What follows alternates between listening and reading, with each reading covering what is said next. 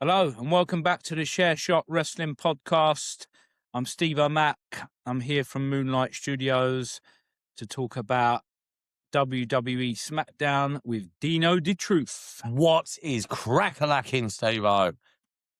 What is crack-a-lacking, Deano, is another great episode of SmackDown. We got a lot to talk about. You got a minute. Let's talk about it. Let's talk about But anyway, before let's talk about it, let me just tell you that I know you guys are enjoying this show, so please, for us, you know what I mean? For us, please hit that like button.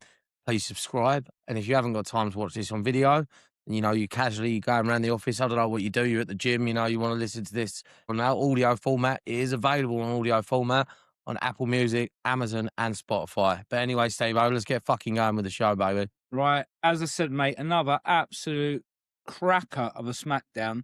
I don't get. I mean, I listen to other wrestling podcasts and I read some blogs and stuff like that. People have been slating SmackDown, right? I just don't get it. I don't know what people are watching.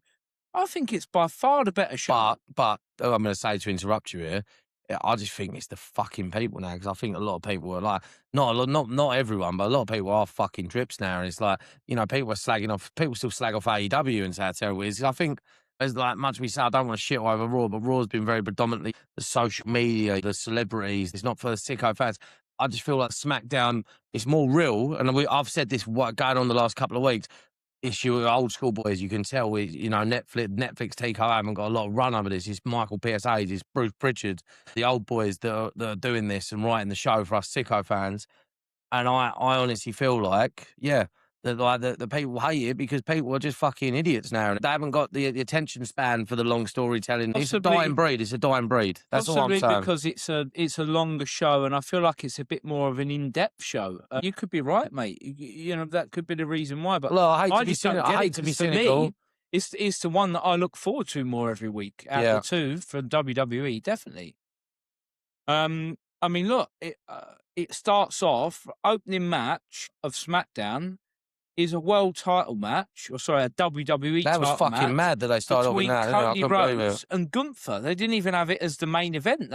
They opened the show with it. And it was literally like, with Sami Zayn as a special guest referee. It was like, the first warning you got it was coming was like, oh, Sami Zayn's coming out with his referee shirt on. Yeah. You're like, here we go, mate, here we go. Yeah. But I thought it was great. I mean, I know like people don't like him, and like everyone calls him Cody Hogan, which, by the way, Hulkamania, baby. Like, I don't give a shit. I love Hulk Hogan, but I love Cody still. I still love Cody. I always do. I don't know. I just think, yeah, he's one of my favourites, to be honest. Well, let's get into this match, because there is so much to talk about. Just the story of this match and everything that gone on before it, and then everything that comes after it. It's going to take up a big chunk of what we're talking about today. But it is the main thing that's happening on SmackDown, and it is one of the main storylines in the whole of WWE at the minute. So it deserves a good bit of time. Sami Zayn's the special guest referee. Now, he appears to be calling the match fairly down the middle, right? There was two instances. There was one where Cody had Gunther in a corner, and I think the referee might have counted, or I think Sami counted to 4 or 5, and then he physically dragged Cody out, and then they had a little bit of an argument. And then there was a bit where Gunther was holding onto the rope for leverage. He had him in a submission, and he was trying to gain a bit of extra leverage, and Sami called him out on that, and they argued. So I thought, okay, they've had like one little bit each where Sami's called him out on something. He's calling it down the middle. He's not going one-sided one way or the other, which I was glad about, because the last thing I wanted to see was a Sami Zayn just calling the match in Gunther's favour, because I just felt that it went against what he was saying. You know, he's been wearing these new shirts, hasn't he, where he's saying, I'm the last real good guy. So would the last real good guy call the match down the middle? Yeah, he would. So again, good story, good consistent storytelling from WWE there. We get a crossroads at some point from Cody Rhodes, and we get a pin, and they sort of redo that spot that they did from Clash in Italy. You know how Cody got the win and Gunther had his foot just not on the ropes, but just underneath the ropes. Yeah. And it looked for a second like history was going to repeat itself. But Sami Zayn spotted it, didn't he? So he, Yeah. and he pulled Cody up on it, told him that his foot was on the ropes. And I think that then affected Cody a little bit, like his concentration, and Gunther ended up getting a bit of control of the match. Sami accidentally pushes Cody, and he pushed him into a Gunther sleeper. Now we know that they've kept that move fairly strong, haven't they, for Gunther? When you think like that's the move that retired John Cena. I don't know It about builds you. it builds into Gunther's character. It's that no nonsense sort of old school, the Yeah. original wrestling hold. It just plays into that cool ring general character. I think it's one of them moves as well that as soon as someone's in it, you know that it's like an energy sapping move. It's like one of them Well, ones that look, really gives Gunther the advantage yeah, because he just sucks all the life out of you. yeah. So I thought again, it was a good bit of storytelling that it was purely accident that Sami had pushed Cody and he's just accidentally pushed him straight into the sleeper, which happens to be, Gunther's like one of his more powerful moves. Mm. His energy sapping move. There's so much that happened in this match. Cody gets to the ropes. Gunther holds on for 5 this time and won't let go. So Sami then drags him off. Yeah, and he grabbed him sort of like that. He does the crowd. The crowd Yes, really he grabbed him reacted to by the it. face. That's Crowd really right. reacted to it. Yeah, Yeah. He sort of almost put his hands in his mouth, yeah, like didn't a he? Like, fish hook kind of. Yeah, I mean, who does that to Gunther? No yeah, one no, does it's that to great. Gunther. Yeah, So I was thinking, fuck. but you know what it was? It's Sami's like not taking no shit. it's this character where he's like crazy, whereas like he's like a psychotic person now because he's hit, he's doing this thing. He's like, he's hitting Cody Rhodes one way, and then all of a sudden he's like, get off my fucking mate, like like you do if if your mate, you see your mate in danger outside of a fucking pub, you're gonna grab that guy, aren't you? Get off my fucking mate. But that was the vibe it gave me. It was a desperate, get off my friend. I mean, you're hurting him like He that. could, as a You know, referee, yeah. he could have just counted to 6 Yeah. and then awarded the Yeah, match, but he didn't. but He it's done that. playing into his storytelling that he's in two minds. He don't know if he's a good guy or a bad guy, Yeah. and that's the storytelling they're doing now. So following on from that, what you were saying about him dragging Gunther away, Gunther obviously he's not having that. He's not backing down from that. So he shoves Sami. Sami then slaps Gunther, which builds into the story that we had with Sami and Cody last week with the 2 slaps. Gunther reacts by giving him this massive power bomb that literally just takes Sami Zayn out of the match. And then you've got the match continuing with no referee. You've got a near fall with Cody Rhodes, where a new referee comes down. You think this new referee is going to count to the 3, but there's a kick out. Then there's a near fall from Gunther, where he's pinning Cody, and Sami pulls the ref out and the the ring. ref's just about to count 3, and Sami Zayn pulls the new ref out the ring and basically does the whole thing of like, no, I'm fucking in charge. Don't need another referee in this match. Thank you very much. Again, so I was on the edge of my seat. I don't really say that lightly about WWE matches. I did really enjoy it this week because like the special guest referee was a thing in the 2000s and the 90s when it was quite a big deal. When it was someone like there was some good moments like the Shawn Michaels one. Yeah. It was more of a special match, and it was on the. But like now it's been forgotten about, so it's sort of that going back to history, the special guest referee thing. So, but the key to a special guest referee is that they have to have a weird relationship with both of the wrestlers in it, right?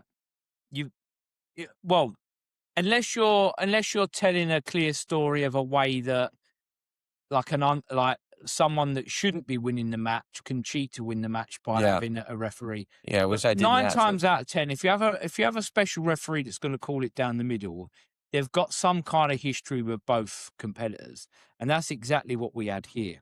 And in the end, Sami just got fucking fed up, didn't he? I think that he was so annoyed with a power bomb from Gunther that he ended on a fast count. Like Cody pinned Gunther and he just went 1, 2, 3, done. Yeah, and that was it. The match ended there, and then I think they went to an ad break.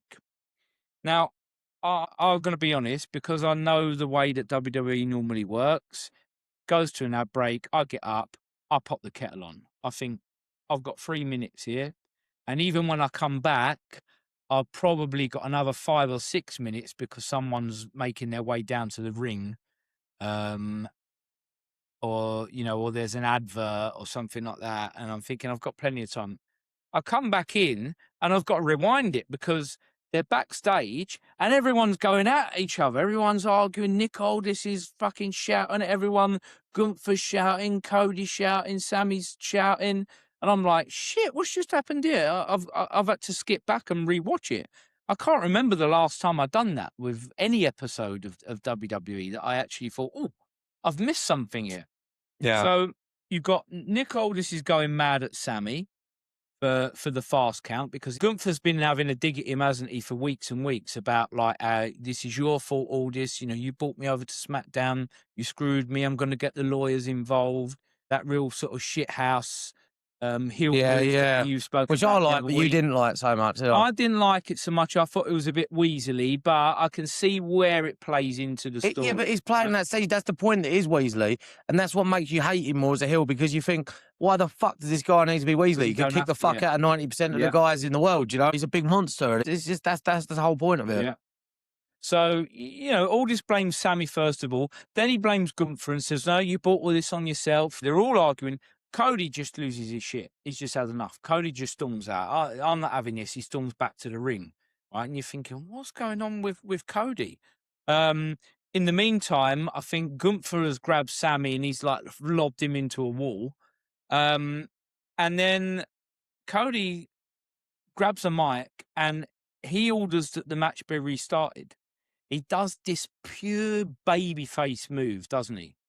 That, you know, I suppose it's what he's been criticised for. It's the thing that people keep mugging him off for.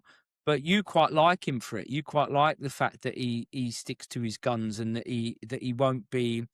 It's like you know, we love a movie analogy, don't we? So you must have seen this one. I know you didn't see the one that I spoke about on the last show about West Side Story, but I'm sure you've seen this one, Untouchables. Oh, come on! Hate me. You're gonna hate me. You haven't seen the Untouchables? Maybe I've got some things to think. That is such a Dino film as well. Maybe I have to rent it. Maybe I have to rent it on your Prime account. You know? Yeah. Kevin Costner. Yeah. Sean no, Connery. I haven't seen it. Oh, right. Okay. Well, that's your homework for this week. All right. Fair enough. So, well, basically, I'm comparing Cody Rhodes to the Kevin Costner character in that. Well, that is my homework. He's uncorruptible. He's untouchable. He can't be corrupted. He continuously does. Oh, I've seen that. It's Elliot Ness, isn't it? It's Elliot Ness. The Elliot Ness character. Yeah. Are you with me now? Yeah, sorry, yeah. I have seen it, yeah. I remember so much about it, but yeah. And now Robert De Niro's Al Capone. I need to rewatch it, mate. Yeah, sorry, yeah. I'm sorry, guys. You know, so yeah, he orders the match to be restarted. Gunther's like, okay, yeah, I'm having someone out. Down he goes. And then all of a sudden we're back on. And I'm like, wow, this is great. Like, I can't remember the last time I saw something that felt like that. It felt a big deal. No, it felt like that. And you know what it was as well? It was like they're backstage and they're all fucking, you know, hustling and busting. Sami and Gunther, you know, they're fighting. And Cody's like, fuck this, you know what I mean? And if it was AEW, he would have said fuck this. But he just storms back into the ring, goes to Mike, right, come on, let's just stop all this bullshit. Let's restart the match. You know, you two can bicker backstage like little bitches, but let's restart this fucking match, you know, and I like that. And when they restart it with the other referee. It's not Sami this time, because Sami's like, he's laid out backstage where Gunther's just lobbed him against the wall. Sami comes to, fuming. He ain't having it. He comes down to the ring. He hits Gunther with a halloumi kick, and it ends up a DQ finish, and Cody retains. I liked it because no one really wins. Gunther loses, right, because he wins the match, but he doesn't win the belt. Cody loses because technically he gets a loss against Gunther, and Cody doesn't. You know, that's not how Cody works. Cody's catchphrase is, "I'm easy to find, hard to beat." Yeah. So no one really wins, and you're thinking, oh, yeah, this is now gone up a level. This has gone up 5 levels in my book to where we were 2 weeks ago. And when it's definitely really, really great storytelling. Great storytelling. A great move from WWE. They needed to do something like this. And then, I almost forgot. So, before it all finishes up, Sami's got the belt, and Cody just sort of like grabs him on the shoulder and instinctively, without even looking, he nails Cody with the belt, doesn't he? And he's kind of like, Cody's out. And he's like, shit, what have I done? But it's Yeah. like, but he's playing into this psycho thing again now. He's like, 1 minute he's ripped, like, well, get off my friend. Next minute he's like, fuck, he's hit his own friend, like, he's just not even in control and of he did have a himself. swear up, mate, as well, because I watched it back twice because I thought he had a swear up there and I think they had to bleep it out. But he actually did say, he did say, for fuck's sake, at one point. And you could see that he, like, this was Sami Zayn at his best. Yeah. This is Sami Zayn acting at his best. That he's so frustrated and he's so pissed off with trying to do the right thing and it never worked. I'm actually quite excited about the triple threat match. I'll be honest with you. And the crowd's going to be red hot for Sami, isn't he? 'Cause he's got this Saudi thing going on. All in all, great stuff. Great opening. Gunther wants another match, as he would do, because yes, he got the win, but he's not happy winning by DQ. And he knows that if he challenges Cody again for a match at Night of Champions, Cody's going to accept it because that's what we said. That's what Cody does. He's incorruptible. Yeah. He won't back down from a challenge. And I'm thinking, okay, we're back on then with Cody and Gunther at this point. The show moves on. We've got a little bit of calming down time here, I'm going to say, before it heats up again, which I don't mind because I felt like you had to have it. Like, after all that excitement, you had to have a little bit of a breather here. Backstage interview with Jade Cargill. She's challenging Tiffany Stratton for the US belt. I've just put on my notes, I have no interest in this match whatsoever. I'm sorry, Tiffy time, but I have no interest in watching Cargill's not just believable me as a wrestler or a promo or anything. I don't know. She just got a good physique, hasn't she? And it's just like the bodybuilder look at it. That's all it is. She's got a good look. That's all it is for the wrestling game. That will be my toilet break, mate. That will be my grab another beer out the fridge, grab another slice of pizza.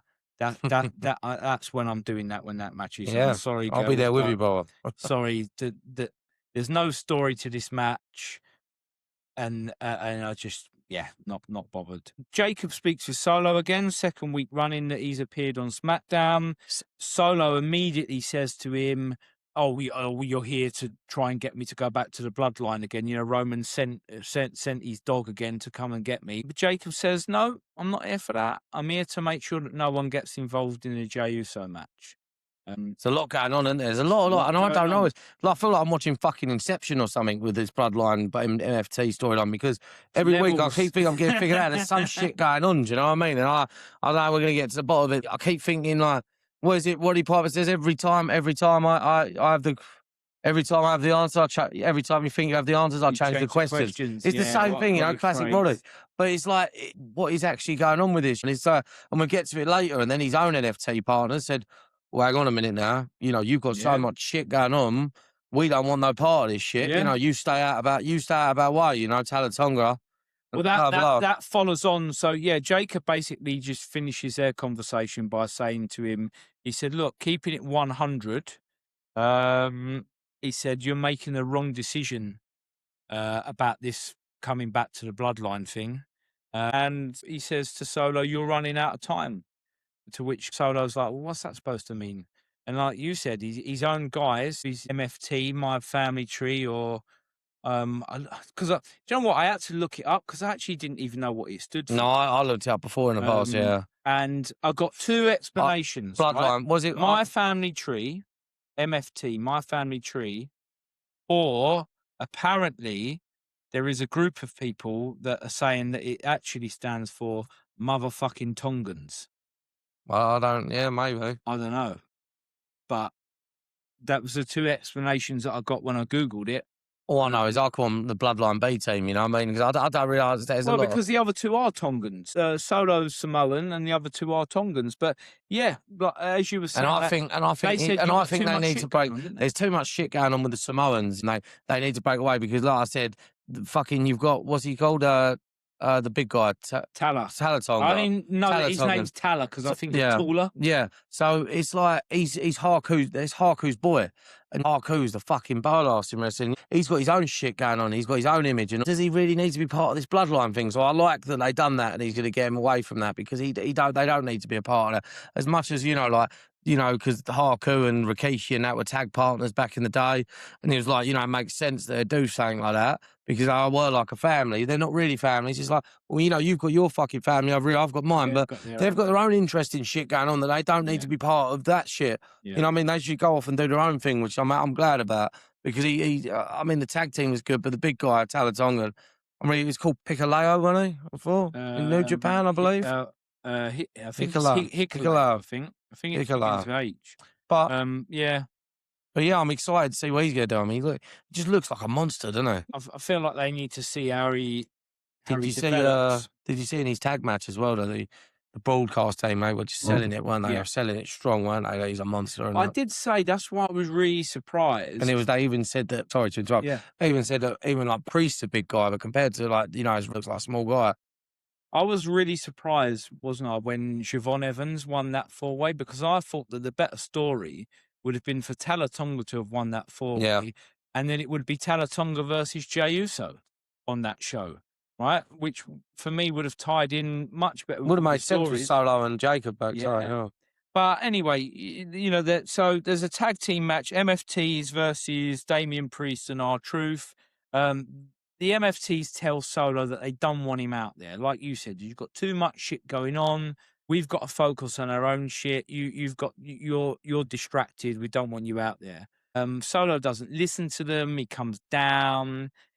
Didn't really cause them to lose the match, but he didn't help, if you know what I mean.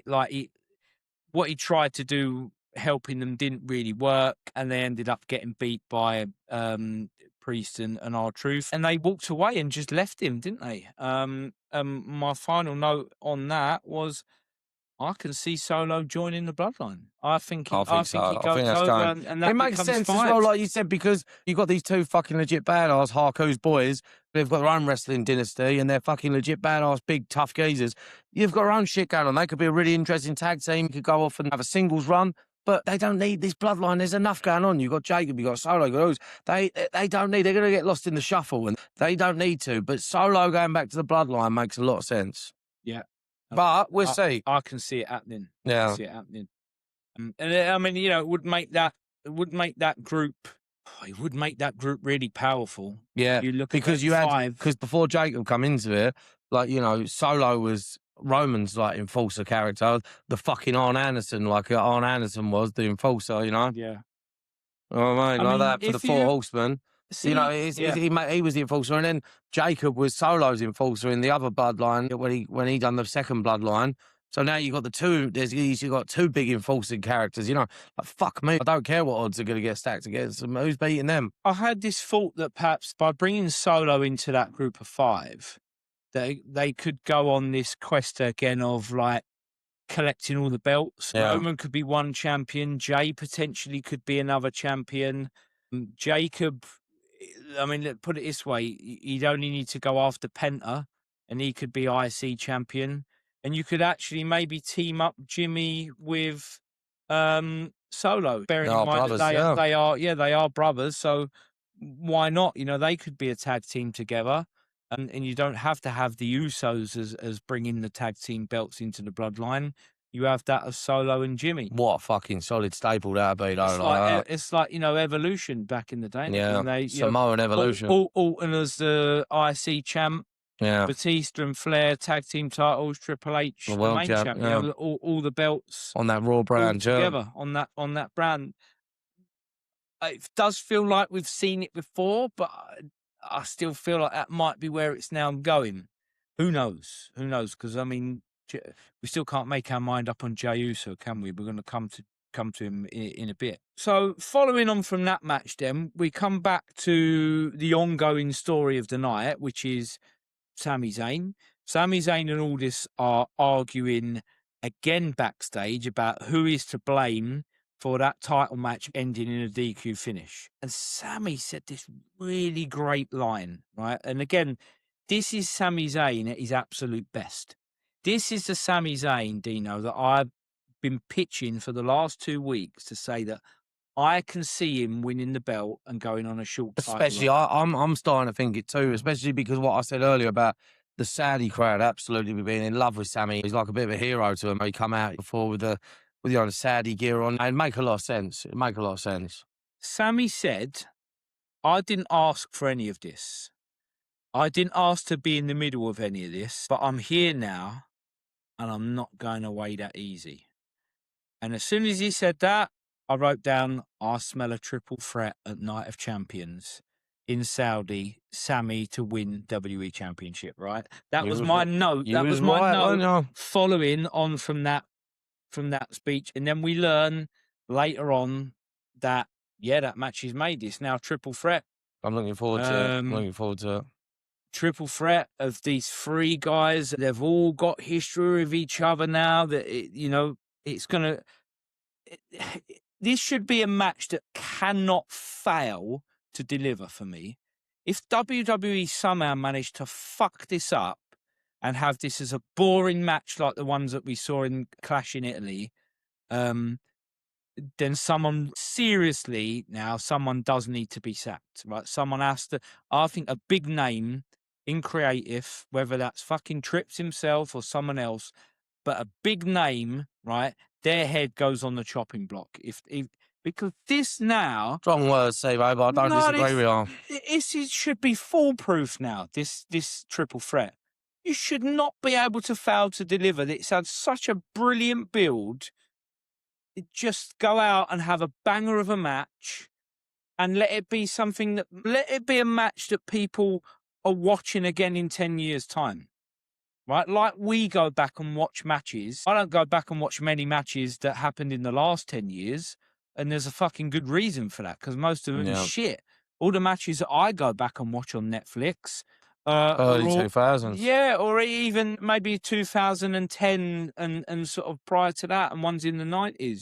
But no, there needs to be a change. There's no modern. This needs to be a modern classic. And as much as I love Cody, I love Cody Rhodes, QB1. He needs to sort of go away, and he's gonna get a bit stale if he carries on with this sort of trajectory. Let him take a back seat. Let him take a back seat, and maybe have a little vacation and come back. I love you, Cody, but you need a break. Yeah, let him. I mean, distance makes the heart grow fonder, bruv. They're gonna want him to be around for SummerSlam, right? Yeah. Maybe he loses the belt at Night of Champions, and maybe somehow he's in the mix for trying to fight back for a belt at SummerSlam, and then put him out till the Rumble. Yeah. Don't need him in War Games and all that. Let him have a breather. Let people miss him. I mean, that would be a big... let people miss him. That could be a big story. When he gets the fucking hat-trick, wins 3 Royal Rumbles in a row, wouldn't it? I mean, goes away for a few months and everyone wants to see him again. No, and he wants to see him again. That could be solid. I know Michael's won back-to-back. Yeah, Austin's won 2. Austin's won 2, or he won 3, but they weren't 3 in a row. Has he won 3? I don't know. I feel like Austin might have won 3, but he definitely weren't 3 in a row. They were sort of spread out. He might have been 2. But I know that Michael's definitely won back-to-back Rumbles. But 3 in a row. Why not? I mean, tell a story that hasn't been told before. Yeah. Finish the stories, Cody likes to say. Yeah. But the point is let people miss him. And then once they realise what you're missing, you enjoy it when they come back. Don't saturate, the stories with the same outcome all the time. Someone stands up against Cody gets the better of them. Someone stands up against Cody gets the better of them. That's what all people are saying is that the outcome being the same all the time gets boring. So change it up. There's nothing wrong. I couldn't give a fuck, right, whether Cody wins the belt another 5 times in the next 4 years. If he drops it, wins it back, drops it, I don't care. As long as you tell me a good story each time when he wins it back. And, we always say, don't we, Dino, the chase is more interesting. Yeah. The chase is more interesting for wrestling characters than the actual holding. That's why Ric Flair all through the 80s and 90s draw so much money for all the territories, as the bad guy going to the territories. The hometown hero would nearly win, but he'd come so close. People would sell tickets itself, wouldn't it? People wanting to watch that. Exactly. So, moving on. We now got another really good match. Again, it seems like there were some great matches on this show, mate. Number 1 contenders match, Carmelo Hayes versus Ricky Saints. We've been watching this we've been interested. Really closely. Wade Barrett, who I love, right? And I got to say, this is what I you know I don't like Michael Cole anyway, right? Do you not? You haven't mentioned it. Yeah. I can't stand There's Michael Cole sarcasm anyway. there. But I feel like I could tolerate Michael Cole if there was a Wade Barrett next to him, right? Yeah. I always feel in wrestling, this is always the way that it's been, is your color commentator should be a previous pro wrestler of a certain standing, right?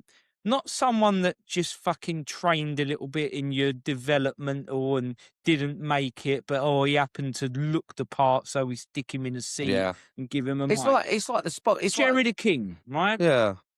Um, Well, even you look at football, you got Gary Lineker, you got Jamie Carragher, you get like Thierry Henry does it. You want your classic people in it because it gives people that nostalgia bit as well. Because it's like, fuck me, like you're watching Monday Night Football when Arsenal's on, and your heroes Thierry Henry's talking about it. You know what I mean? Like this is what people want, and it's the same with wrestling. It's the same with any sport. And the thing is, mate, is those people have a purpose. They've been wrestlers and they know how to get certain information across to the audience, right? Wade Barrett was so good here. He did a great job of explaining that these guys have had 3 matches, they've had 1 win each, and they've had a draw. And over the course of those 3 matches, in a short period of time, they've learned each other's best moves. So this match became about a match of counters. Carmelo Hayes tries to do something. Oh, I nearly said it. Ricky Saints. Who that? Who that nation? nearly No, said New it. Orleans, baby. Ricky Saints counters it. Ricky Saints tries his best stuff. Carmelo Hayes counters it. And it made for a different match because it showed that what they'd done is It was a great match. They'd It was a great learned match. something about each other. And you knew it was a great match, right? And this is testament to. I'm not interested about people banging on about the great crowds that we've seen in Italy and France and all that, where they just go off on their own agenda and chant what they want, right? And I'm also not Football interested crowds, in yeah. any WWE crowd chanting "This is awesome" at the minute, because they often, when they are chanting "This is awesome," normally it's not, right? And I think, why the fuck are you chanting that? That's not deserving of the chant. It's become one of them chants now that people do because they feel that they have to. Oh, this is the spot where we all chant "This is awesome." This crowd were chanting, "Let's go Mello, let's go Ricky," right? They were split. They were 50-50 down the middle. But we go So on you to knew it was a good match. But we go on to the result now. I feel I don't know about you, Steve, but it was the right result. I think Because I just feel like we've spoken about this. They're both great, phenomenal like wrestlers. They've got bright futures ahead of them. But Ricky Starks, fuck yeah, I've done it. Sorry, I'm sorry, that nation. Ricky Saints, who that, baby? He's the more finished product at the minute. He's the guy he's there. Where Carmelo Hayes, I think he's still figuring himself out character-wise. And that the wrestling's there, he's still figuring out the character, the promo stuff, the look, you know. Where Ricky Saints, he's more got it. So I felt it was the right decision, and I think him having this rivalry with Trick Williams now is only going to elevate him more. And this match elevated him into more of a status to make him look more worthy to be facing Trick Williams at the minute. And it's a match I'm going to be looking forward to 100%. I didn't love the finish because I feel like the spot now of when someone is doing a move in the corner and they grab onto the turnbuckle and it accidentally comes off as they get back is being overdone. But I'm not being funny. I've been watching wrestling for over 30 years, right? And I could name on one hand the amount of times that a turnbuckle had just fallen off without someone actually untying it. And all of a sudden now... I used to like the classic, like the untying heel move. Yeah, I used to like that. I don't mind that spot, Dino. No, this spot is that there's nothing wrong with a turnbuckle. I've just got hold of it and he pulls me and it accidentally comes off. I'm thinking, well, what wanker isn't tying his turnbuckles on? It's a big fucking company. It's a multi-billion-pound company. Some fucker's getting the sack, surely, if you're not doing it. I mean, am I wrong? But someone didn't go to fucking Scouts, did they? Learn how to tie a knot. That's what I'm thinking. Someone didn't go to Camp Krusty, did they? Fuck you, But yeah, so like, you know, we've seen the spot now 3 times, I feel like, in the last 4 weeks. So it's like, come on, guys, you can think up something a bit better than that. Or just give Ricky Saints a clean win. Like, Yeah. why not? You can't not pin baby faces. You can't have a company where baby faces just don't get pinned because they're baby faces. You can beat them, right? They can get beat by a heel, and you can elevate that guy's character. But look, the correct result: Saints versus Trick Williams, Night of Champions. I feel like this could be the first of maybe 2 matches. I think this one could be really good. And I got a feeling that they could even repeat it at SummerSlam. Yeah. I think this could be a feud. I don't that think goes right the way through. Carmelo Hayes is out of the picture now. Done after that. No, I mean, probably not. He could I think there's still- more to come from him in the future Yeah. in this storyline. Yeah. Right. Okay. This is your bit now, Dino. We missed it out last week. Danhausen. He seems to be like the new Santino Marella character, and he's that let up the PG where you watching it as an adult. You're like, oh, I don't like. I'm pretending not to like this, but I do. You know what I mean? Like it's like the Mickey Flanagan thing where he says, my son's watching Thomas, then I'm watching Thomas, and he's a massive. Is that kind of thing? He's growing. Stupid. He's stupid. But it's a bit of let me up. There's been some great wrestling on this show, and he's got the Miz and what's his name, Kit. He's got him and this thing, and he's sort of like brain controlling them. And then who comes out? Matt Cardona, formerly known as Zack Ryder, and he sort of Calls him Zach. Yeah, and he keeps calling him Zach, and it's just hilarious, isn't it? Like it's just it's just a let me up, like I said. Weirdly enough, I've found the people that have been working with Danhausen to be the ones that have been making me laugh. I don't think I'm actually laughing at Danhausen. I think I'm laughing more at his interactions with people. Whereas when I watch Truth, I find that it's Truth that I find funny. Yeah. Our Truth is the one that makes me laugh. Danhausen doesn't really make me laugh. It's the people around him that are making me laugh. Yeah. I said to you with the Zack Ryder one, it did crack me up because it caught me by surprise. They're doing it's like this electrocution thing, in it, where they get stuck saying their old catchphrases. So you had The Miz was the first one to get electrocuted, wasn't he? Yeah. What was some of the old catchphrases? He kept going through he started with the "I'm awesome." Yeah, What was the one? My that he hand said, goes up. when my hand goes up, your mouth goes shut. Yeah. And there were several others. He's such a big for the Netflix thing because this New York Knicks have just won the playoffs. I'm a big basketball fan. It was great. I watched the whole series. Jalen Brunson, big shout out, my guy. What performance. But it's like he's gone on and said he was cursing the Knicks. That's why they ain't won it for years. The uncursed them. That's why they won it. And it's been massive all over social media. What a big thing for the company, like advertisement. Again, a massive coincidence, but yeah, I mean, they've jumped on it and kind of why not? I get why they would. So coming back to what you're saying about Zack Ryder, Matt Cardona. So he accidentally gets shocked, doesn't he, by touching the Miz? Yeah. And he done this really funny thing where, like, he pretended to get shocked himself, and he went, whoa, whoa, whoa, like that. And then he took a deep breath, and Danhausen said to him, "You okay?" And he went, "You know it." And it was that bit, because I didn't get it when he done I thought that was just a genuine reaction to getting shocked. Yeah. Whoa, whoa, whoa. I didn't realise that it was his catchphrase until he done the "you know it" bit. Great. That was great. It did make me chuckle. No, he's great. It reminds me, like I keep saying, laugh. he's like the new Santino Marella, and he's like stupid, but it was funny, wasn't it? I couldn't help it. So yeah, look, he's growing on me. It's growing on me. I didn't like it originally with the whole box thing and all that, but look, there's a place for a little bit of weirdness in wrestling. Yeah, how many times have we said it? We grew up watching. What's your little phrase? A vampire wrestling a pimp. Yeah, I mean, that. We can put up with a Danhausen, right? Yeah, so exactly. It's good fun. It's good fun. Right. Oh, now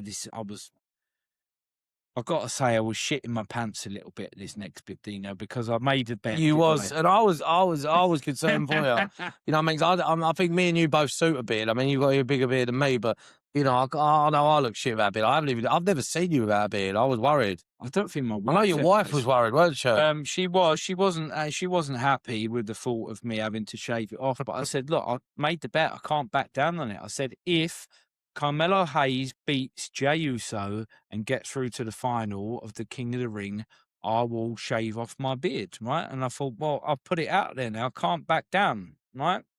Now, Jey Uso, the Yeet Man, right?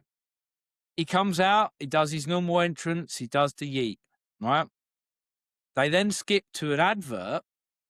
They come back, they skip to a promo where they talk about the triple threat match that's been made for between Sami, Cody, and Gunther.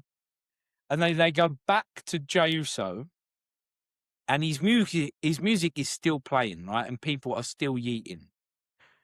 I thought, I've got to have a look at how long that went on for. Mate, they were yeeting for 10 minutes straight. I shit you not, 10 minutes. Jey Uso's music was on loop for 10 full minutes. That'd do my fucking head in if I was at a show. I'll be honest, that would do my That's fucking head fucking in. longer than Stairway to Heaven, mate. Yeah, don't compare it to fucking Stairway to Heaven. You know what I mean? There's 3 fucking awesome guitar solos in Stairway to Heaven. You can't compare Jimmy Page and Robert Plant. You know what I mean? So no, I'm talking about time-wise. Time-wise, I'm just saying, like, you know what I mean? Let's not do that. Do you know what I mean? Like, this crowd looked fucking. They looked like their arms were going to drop off. Oh, they were doing this. I'm sorry, but 10 minutes. If I was there, I'm going on a toilet break. And after I've been to the toilet, I'm having a beer, and I'm gonna have a beer outside the arena, and I'm gonna sit there and drink the beer. I'm not even gonna go to my seat. You know, it's just I don't know. It's too much, too long. But do you know what? You know what? I look at things and I analyze stuff. I come to this conclusion, right? They can't ever turn Jey Uso heel. No. At the minute, they can't ever turn him heel because of that entrance. Because you cannot have that as a heel entrance. No. So at the minute, he's stuck, right? He's stuck in this fucking vortex, in this Jey Uso vortex where he just has to be the Yeet Man forever and ever and ever, right? And then I thought, I know what it is. I've worked it out. When he comes in, have you noticed that he always comes in through the crowd, doesn't he? And unlike John Moxley, right, in AEW, who also comes through the crowd, John Moxley can come in from anywhere. He can come in from any entrance, any exit, you don't know, right? Jey Uso always comes in from the same entrance in a stadium. Yeah. It's always where the camera's facing onto the ring, it's always the right of the middle. It's not the middle aisle. No. It's always to the right of the middle. Then I thought to myself, right, I wonder how much they charge for those fucking seats that run both sides of that aisle, probably the first 5 seats. Steve-O, you're on to saying either side, right? I guarantee that the prices, when Jey Uso's appearing, triple. I guarantee those prices are true. And so they are fucking just milking this now. They are taking people for ride. And it's always kids. It's always kids sitting there, right? It can't be a coincidence. It's always full of fucking kids. I'll be honest with you. Yeet t-shirt I'd pay triple not to fucking sit there, to be honest with you. I wouldn't pay that. Also, mate, if you gave me the seat, I wouldn't sit there to be involved in that. But I've worked it out. They're getting, like you said, what, 4, 5 times their money? So why would they fucking turn him heel and change it? They're just going to let him keep coming out and doing that shit. It's true. Because I guarantee that those prices are higher. In fact, the next time that WWE tickets come out on sale for an event, I'm going to go on fucking Ticketmaster and I'm going to look it up. And I'm going to have a look and see if I can gauge what the difference is between those seats. But that's my theory. No, I believe it. It's got a bad theory. Anyway, that fucking 10 minutes of yeeting killed poor Javon Evans' entrance because he fucking came out to crickets, mate. Like, literally, no one had any energy to fucking clap him. No one could fucking summon up a woo. No. Like, 10 minutes of doing this. He's growing on me, Javon Evans, as well, you know? Like, he's growing on me. Oh, yeah, I feel sorry for him. He's all right. What I would say about Javon Evans is I can't understand the fucking word he's saying most of the time. and I think that holds him back massively. He's young though, isn't he? I don't know what. I think they're pushing him far Yeah, too early. he's got a lot of skill, but I can't like They're when pushing him in far the too promo, early. because there was a bit before this match, right, where he said something that was insulting to Jey Uso that made Jey kind of flip a little bit, and I thought, well, what did he say? I rewound it back. I listened to it, and I still didn't understand what he said, and I rewound it back a third time. And I still didn't understand what he said, and I just fucking gave up in the end. I thought, oh, well, I don't know. Let's hope that on commentary they mention it. Do you know what? I don't even think they mentioned it because they didn't fucking understand what he said. So you like, if you can't talk properly, needs a manager. Yeah, you need a manager. You need a manager. If you can't talk properly, I don't know what it is. He's got them big gold teeth, hasn't he? So I'm wondering whether that shit needs to come out of his fucking mouth. Yeah, like it's maybe. like he can't talk properly. Maybe. Oh no, it was a great wrestling match though, wasn't it? It was a solid wrestling match, but yeah, I think Happy, you could say you kept your beard. He got a clean win. Jey Uso, clean win, no interference. He acknowledged as well. Sorry to Tribal Chief reference there, but he acknowledged Javon Evans at the end as well. He did, you know, with a little thing. You know, that was great. Elevating him still, isn't it? Yeah. Jey speaks to Cody backstage, and he speaks to Sami backstage, which again just makes you think that he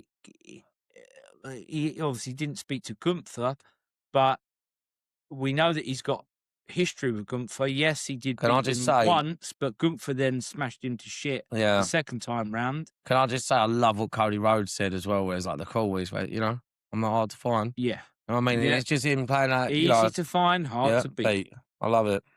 So what it does kind of tell you is that I think Jey Uso is going to win this King of the Ring tournament, and it means he could face either one of them. It keeps you guessing, doesn't make it obvious. Yeah, and this bloodline theory you had earlier. Because again, he's got so much history with Sami as well, hasn't he? So I mean, a Jey Uso versus Sami match for a world title would be interesting. It would indeed. Right. Let's move on and finish this off then, mate. They finished with the semi-final of the Queen of the Ring, Charlotte Flair against Liv Morgan. Charlotte gets attacked backstage by Jade and her little goons, and they played on the damaged knee that put her out for that injury for a long time. I just think now they're really going to push Charlotte Flair. They're going to push Charlotte Flair. No, because at the end of the day, her dad's fucking Ric Flair, the GOAT, the greatest of all time. They're going to push her, this big, like, babyface character. And this match not only made, because after the attack, she went out and fought. It not only elevated her as a babyface, it elevated Liv Morgan as this heel character as well. So now you've got an even stronger heel and even stronger babyface coming out. I think personally now the storyline goes, if I don't mind me going ahead here, Steve, I thought the match was great. They were playing on how brave she was, and she was still going out. And Nick Aldis is coming out saying, "Are you sure you want to continue the match?" Made her look really strong. She wouldn't give up, and she wouldn't give up, and people loved that. And people were getting behind her, and the woo. And it's like, I just think it's setting up something down the line where I think, what I think could potentially happen. I thought about this. Liv Morgan goes on to win it all, and she becomes this fucking megastar because she is a megastar. She is massive. She's the biggest thing in women's wrestling on that show at the minute, bar none. She's like, and I think even bigger. She's even bigger star than like Mercedes Moné, and that is like like star power. And I think this whole thing, she goes on, she becomes Queen of the Ring, and then what happens? She's already got a championship. She then goes on and challenges for the other championship, and she has both belts. Now, like a little bit like Roman Reigns did a few years ago, when he had both titles. And he goes on then to win both titles. Then who comes back? Maybe they wait, maybe they save it for a SummerSlam. Maybe they wait further down the line where Liv goes on this reign of terror. This is great writing. WrestleMania. Charlotte Flair, the new babyface, she's back after her knee's been hurt. You have this, what an epic match that would be. The Queen of Charlotte Flair. Is it 14 that she's on? Yeah. So that actually would fit because if she beat her as a double champion, like In a Becky, 16. like a Becky 2 belts, Yeah. she immediately jumps to 16, which Yeah. equals her dad's. And I think it's great because you've got this That's dastardly, good. That's you've got good. this dastardly, I thought about it earlier, you've got this dastardly thing with Liv Morgan, who's a super fucking star at the minute, and she's got both belts, and she's queen of the ring, and, you know, she's unstoppable, and she just starts decimating people. She's got Dirty Dom in her corner, and I think Dirty Dom takes a bit of a back seat from his thing, and he's more like, he's backing her up. She's the big star in the relationship. She's got, she could even have her crew, you know, Raquel Rodriguez behind her, and they're just decimating her people after people. Who's going to beat her? And I think they play it out. I think you could go all the way to WrestleMania. I think you go to WrestleMania and she just keeps winning and winning and winning and winning until people are sick of Liv Morgan. And when's this bitch going to get beat, you know? And then who comes out? The great Charlotte Flair, the daughter of the greatest of all time, potentially could be the greatest women's wrestler of all time if she carries on. Like, I just think it sells itself what a WrestleMania main event that could be. Like, you know, that is maybe we don't, they don't know so. Maybe Charlotte Flair has turned around. Maybe Charlotte Flair, she's just gone through a divorce. Maybe she wants some time out. Maybe she wants to have 6 months off. Maybe she comes back. Imagine the star power, yeah. So she's come out now and they run some promos, and then, you know, they maybe Liv Morgan keeps shitting over Charlotte Flair, teasing it for months and months and months. And then everyone's just buzzing, where's Charlotte? Where's Charlotte? Then she comes out, the Royal Rumble. Bosh. Wins the Royal Rumble, and then she goes on to win her 16 titles. Has she won the Royal Rumble recently as well, though? She has, but I still think it's a potential. I think a fucking pop where she like eventually returns, and they made her look really face that night. I'll tell you what they could do to make it different in a Rumble is if she ended up winning it, say from number, like it might parallel with her dad's story. Maybe she comes in at number 3. Because Flair came in at number 3, do you remember? At the time, and the title was on the line. At the time, no one had ever done it. So maybe she comes in at number 3 and she goes through this thing of like she hangs in there, she hangs in there, she hangs in there. I don't think what I'd want to see them do again is one of these Rumbles where she comes out number 27 or 28 and then wins it. Like, I think that's been done too many times before. I feel like it would be a better story if it was a match what your dad done. He won it from number 3, and at the time, no one had got anywhere near that. Yeah, I know now. Obviously, it has been won from number 1 and that, hasn't it? But that would be a good story, and I agree. I can see her, winning. She wins both belts at the same time. She jumps up to number 16. I think that's a good mirrored story. Yeah. With her and her dad Rick. Yeah. Like, Dino, I like it. That's normally the sort of stuff I come up with. I was thinking about it, Stephen, and I've been waiting. I've had that in the holster, you know what I mean? I want to pull it out of the gun, bam! I went to shoot you, and I'm happy. Bang, bang! But yeah, you know, I just think, that'd be a match I'd be excited for, you know? Yeah. Yeah.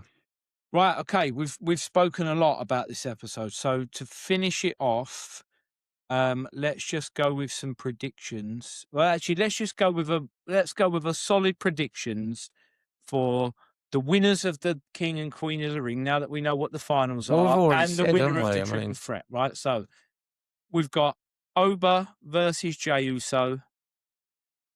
I'm going Jey Uso now. Now that I've seen, it's got to be Jey Uso for me. It makes more sense. I think something happens where like Brock Lesnar or something. So like, I think that they're going to set up Brock Lesnar for SummerSlam. I think, and then our prediction's still there in it for Paul Heyman doing the turn. You know, the Paul Bearer man, like the Paul Bearer man kind of Undertaker thing. And that was at SummerSlam as well, wasn't it? That was at SummerSlam as well, wasn't it? Where Paul Bearer turned on the Undertaker. It was the Boiler Room Brawl. Yeah, it could be. Yeah. Yeah, so you see what I'm done there? SummerSlam is the pay-per-view of turns. I can see Jey winning that, and then I actually see Jey facing Sami at SummerSlam. I think that will be the match. Yeah, I could see it. Because I can only see Sami being like, you know, this 2-3 month reign where it's like, thank you for everything you've done, company guy thing. As much as I love Sami, he isn't the world champion in my opinion. And I think he deserves that run, but he's not the guy to be, you know, doing the, you know, he's not the QB1 like Cody Rhodes is. That makes a lot of sense. I don't see Io Sky beating Liv Morgan. No, Liv goes on. I'm straight in that prediction. She goes on, wins both titles because she is fucking megastar at the minute. She is hotter than hot. She's so over. It's unreal. And she wins these 2 titles. I just think it goes I on. think that would be the way to go. Yeah. I mean, I know that Io Sky has got a storyline with Rhea Ripley in the fact that they've been like this best friends for the last 6 months, but again, it's just that's not going to be as interesting as having a Liv Morgan with 2 belts. I think a Liv Morgan with 2 belts is the more interesting thing to do. Yeah. And then, but what she's got to do, like you said, mate, she's got to go through the next 9 months. She's got to go through everyone on that roster. Obviously, this is assuming that Liv then faces Rhea Ripley at SummerSlam, champion versus champion, and that she ends up beating Rhea Ripley somehow and winning the 2 belts. But I then think Liv Morgan has to go through every single woman on the roster. Make her look strong. Yeah, your And then Rookers, your and then even Raquel who's beating her? Rodriguez, Who's one of beating her? her- No one can beat her. The great Charlotte Flair comes back Yeah. and gets her 2 belts to match her dad with the 16 Yeah. title runs. I just think it sells itself. Yeah, I think she faces Lyra Valkyria. She faces Bailey. Literally everyone. Becky Lynch. I think she could have a face turn. Yeah, later everyone. on. And I think Charlotte Flair, she's done it all. I think she has a long break now, and I think they save her for Mania. I see why not. Right, triple threat. Cody Rhodes, champion, going against Gunther and Sami Zayn. Well, you've already sort of belt. spoiled it there because you did say that he thinks Sami Zayn. You know what I mean? I think Sami Zayn to him makes sense. Who knows though? Because we've been wrong before about this with the she writing, but that's what makes most sense to us if we were writing it. You know? I just got a feeling now that, Yeah. that it, as I say, and it'll only be a reign from now up until SummerSlam. So you're talking, what we got? What was it, like 8 weeks till SummerSlam? Yeah, Something 2 like that. months So it'll be reign. like a Perfect. 2-month reign for Sami. Well done, pat on the back. But he deserves it for the stuff that he's been doing at the minute because I think he's been superb. I think the way that he's played this role in this feud has been great. I think he's been the most interesting one out of the 3 of them. So yeah, that's what we're going for, mate. And we will see whether we're right We will see, this weekend. Right, okay. Let's wrap it up then, Dino. As we said, we've got a lot of wrestling to watch coming up, which means a lot of podcasts to do coming up, a lot of reviews, a lot of fallout, a lot of discussions. If you've liked this episode, please hit subscribe. Please give us a like. Please. And let us know about our theories, what you think. You can be as brutally honest. You can say, no, Dane, you're at Day of Truth. No, Steve O'Mac, you're idiots. That's not going to happen. Yeah. No, we're here for it. We don't mind a We little want bit of some back and forth. predictions. But we just want to hear your opinions, and we just hope you're liking the show. We just want to know you're liking the show, really. So, until next time, remember, nobody talks smack like Dino and Steve O'Mac. And that's D-Truth, baby. We'll see you after Night of Champions.